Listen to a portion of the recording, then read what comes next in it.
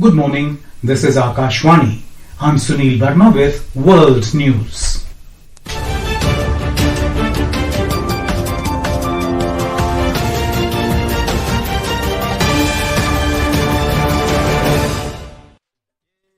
The headlines. US President Donald Trump and Chinese President Xi Jinping held a meeting in 6 years in South Korea this morning.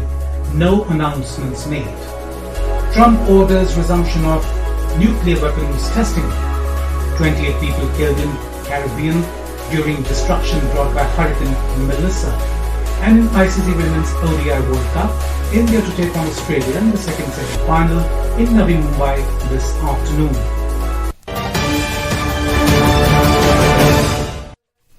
US President Donald Trump and Chinese leader Xi Jinping held the first face-to-face meeting in 6 years at Gimhae International Airport on the sidelines of the Asia-Pacific Economic Cooperation APEC Summit in Busan, South Korea this morning.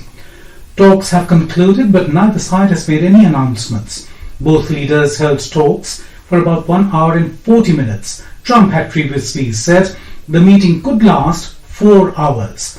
The president has not yet spoken to reporters or offered any reaction to the meeting. Mr. Trump bade farewell to South Korea as he boarded Air Force One.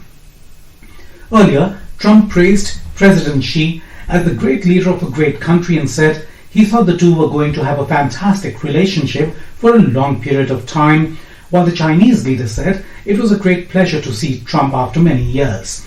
Both leaders were accompanied by 6 high-level officials. Xi's lengthy remarks were cordial, and notably, he referred to the talks that had taken place between the two negotiating teams in Malaysia and said they had been fruitful.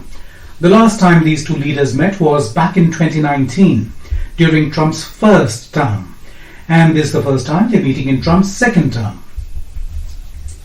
Dozens of people have been killed in destruction brought by Hurricane Melissa in the Caribbean. Melissa hit Jamaica yesterday as one of the strongest Atlantic hurricanes on record, caused major damage to public infrastructure and left most of the island without power. Here is a report.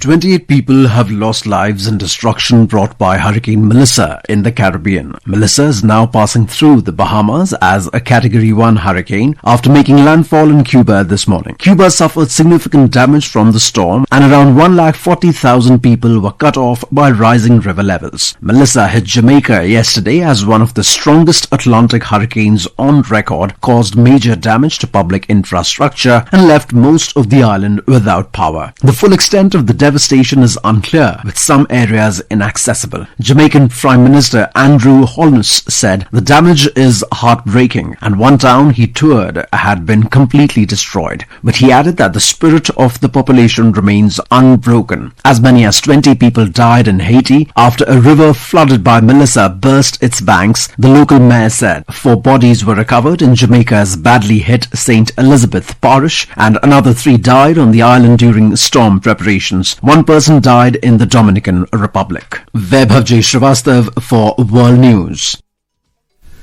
The death toll from a massive police operation in Brazil's Rio de Janeiro has risen to 121, including 4 police officers, according to figures by state authorities yesterday.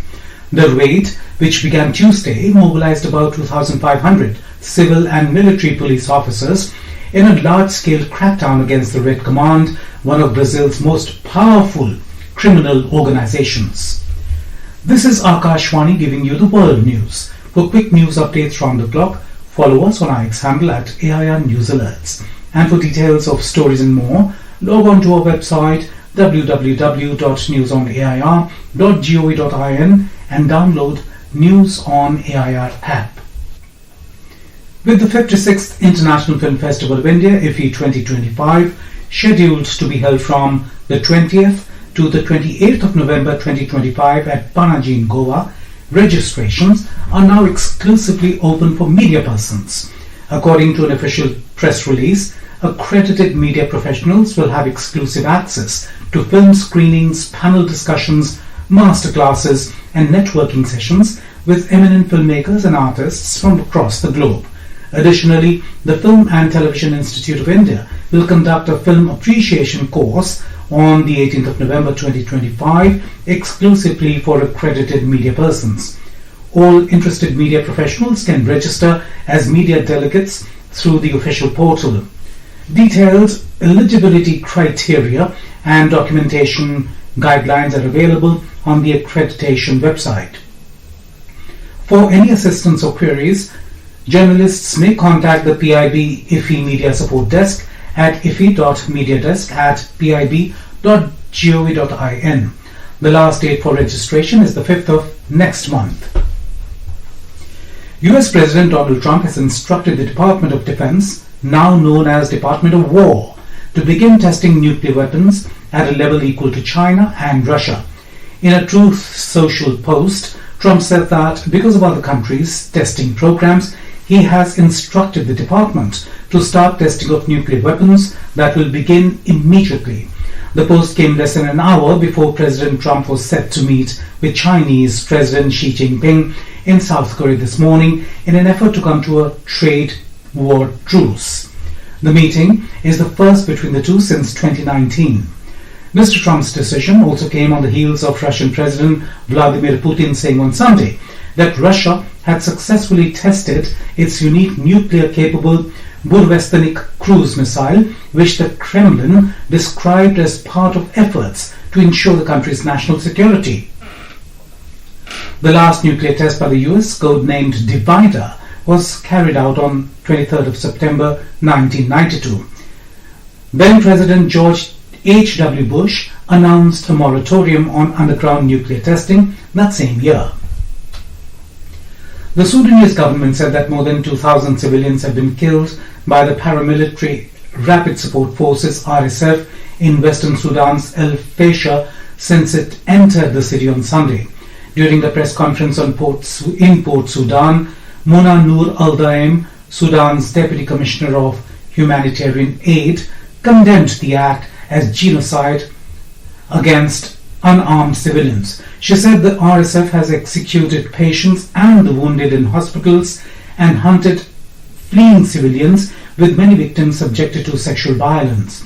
The Sudan Founding Alliance, a coalition that includes the RSF, several armed movements, political parties and civil society forces, has denied any violence against civilians in Al Fasher. The war between the Sudan Armed Forces and the RSF, now in its third year, has killed tens of thousands, displaced millions, and left much of the country on the brink of famine. The US Federal Reserve has lowered the target for its key lending rate by 0.25 percentage points, putting it in a range of 3.75% to 4%. The central bank pushed forward with an interest rate cut as inflation fears continue to take a backseat to concerns about a stalling labour market. The Fed's latest cut brings the target for its key lending rate down to its lowest level in 3 years, easing borrowing costs across the US. It came despite the US government shutdown nearing its 1-month mark, which delayed official data and left central bankers flying blind about the job market, economists said. The Fed last month had cut interest rates for the first time since last December. Economists expected the move to jumpstart further reductions, but the data drought means the trajectory for future cuts looks murky. In the ICC Women's ODI World Cup, India will face Australia in the second semi-final at Dr. D.Y. Patil Sports Academy in Navi Mumbai this afternoon. The match is scheduled to begin at 3 p.m. Indian time. Akashvani will broadcast live commentary of the encounter in both English and Hindi from 2:30 p.m. till the end of play. Earlier, South Africa secured a place in the ICC Women's ODI World Cup final after a commanding 125-run victory over England. And now, before we close, here are the highlights of the bulletin. US President Donald Trump and Chinese President Xi Jinping held a meeting in 6 years in South Korea this morning. No announcement made. Trump orders resumption of nuclear weapons testing. 28 people killed in the Caribbean during destruction brought by Hurricane Melissa. And in ICC Women's ODI World Cup, India to take on Australia in the second semi-final in Navi Mumbai this afternoon. And that is the end of this news bulletin.